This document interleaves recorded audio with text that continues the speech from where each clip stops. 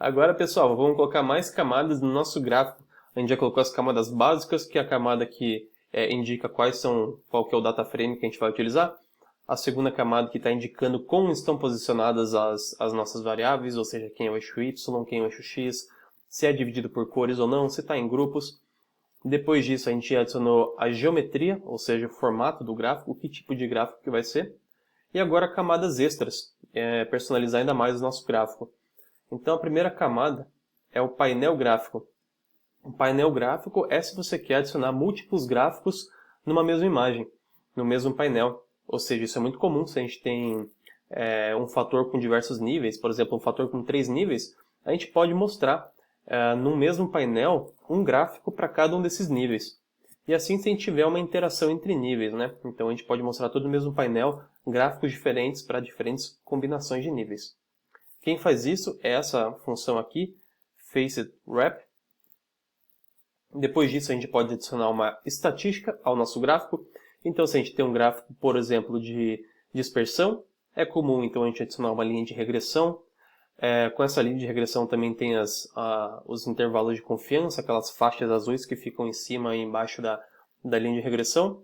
Além disso, também é comum colocar a equação no topo do gráfico e o valor de R quadrado, né, o coeficiente de determinação. E quando a gente tem gráficos de barra, é comum ter no gráfico de barra então aquelas linhas de erro em cada uma das colunas, né? Quem faz essas duas operações então é a geom_errorbar e a geom_smooth.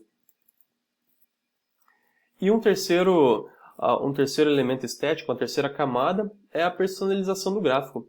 A gente pode alterar diversas características do gráfico, como fonte, o tamanho dos títulos, o tamanho dos rótulos dos eixos, colocar uma cor diferente. Então, todos os parâmetros estéticos do gráfico podem ser alterados por meio dessa função theme. Então, primeiro, dividindo em painéis.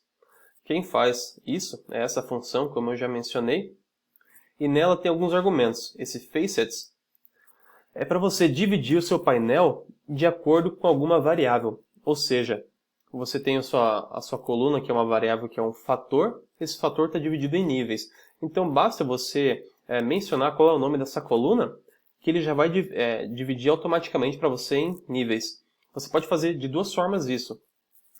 Tem pelo formato fórmula, que é o formato com o qual eu uso. O formato fórmula ele inicia porque você coloca esse til. Você não precisa indicar nada antes do til, porque ele já entende que é o seguinte. Os gráficos estão em função das variáveis que estão do lado direito. Então você não precisa indicar. E daí você pode colocar então, se você tiver duas variáveis, você quiser um gráfico para cada combinação de níveis, você usa esse formato aqui, que já é conhecido, o formato fórmula, que tem um asterisco, que está indicando que tem uma interação entre os dois fatores. Ou pelo formato função, é assim que está indicado lá no help da função. Você usa essa função chamada vars dentro da função geral. E nela você vai indicar quais são as colunas que são do tipo fator, que vão fazer essa divisão em painéis.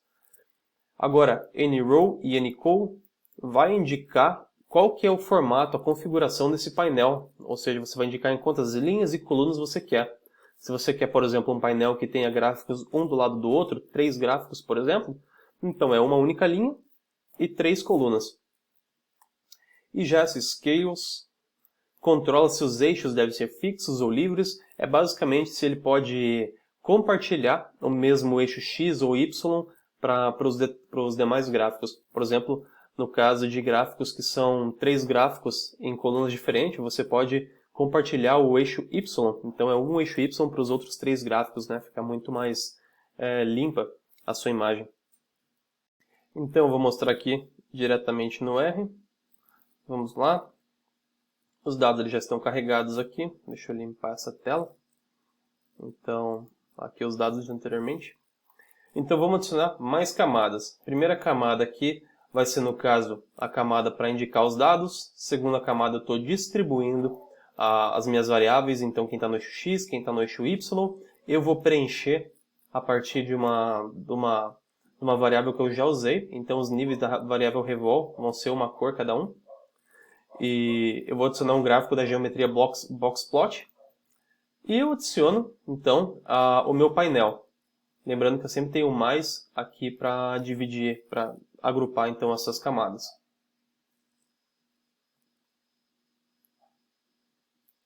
Então vamos ver cada um desses argumentos. Aqui gerou o gráfico aqui do lado. Então, cadê? Ó, eu estou indicando que eu quero separar simplesmente a partir de um fator, que é o fator que tem dois níveis, com e sem esterco. Então ele fez um painel com e um painel sem. Eu pedi para ele dividir em duas linhas, então tem duas linhas, ficar com uma única coluna. E eu coloquei Scale Fixed, então ele vai compartilhar o mesmo eixo X para os dois gráficos, então fica muito melhor.